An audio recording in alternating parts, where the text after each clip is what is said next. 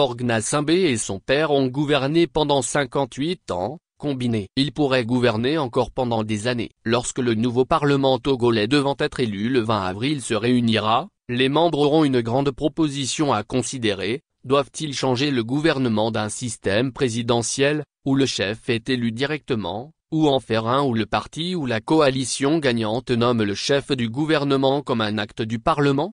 Restez à jour en vous abonnant à notre canal Telegram. Lire aussi Togo, comprendre pourquoi Peyadoa Boukpessi a rejoint la Cour constitutionnelle. La proposition, qui inclut également l'option d'étendre le mandat présidentiel de 5 à 7 ans, est en cours de peaufinage par la Commission de réforme juridique du pays, selon Radio France Internationale.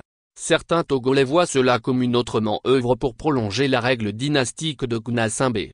Faure Gnassingbé a été installé par l'armée en 2005 après la mort de son père. Il y a eu tellement de réactions négatives à son accession au pouvoir qu'il a proposé de démissionner dès la première semaine. Mais il est resté. En 2019, la Constitution a été modifiée pour limiter les mandats présidentiels à 2. Cette modification n'a pas été appliquée rétroactivement. Elle a plutôt réinitialisé le décompte, permettant à Gnassingbé de se présenter en 2020. Même s'il était au pouvoir depuis 15 ans à ce moment-là. Il peut également se présenter en 2025. Lire aussi Togo, des manifestations annoncées à travers le pays contre la modification de la Constitution. L'activiste togolaise Farida Bambana Bourema a déclaré sur X que les propositions signifient que Gnassingbé ne sera plus élu mais nommé par le Parlement qu'il a lui-même constitué par fraude.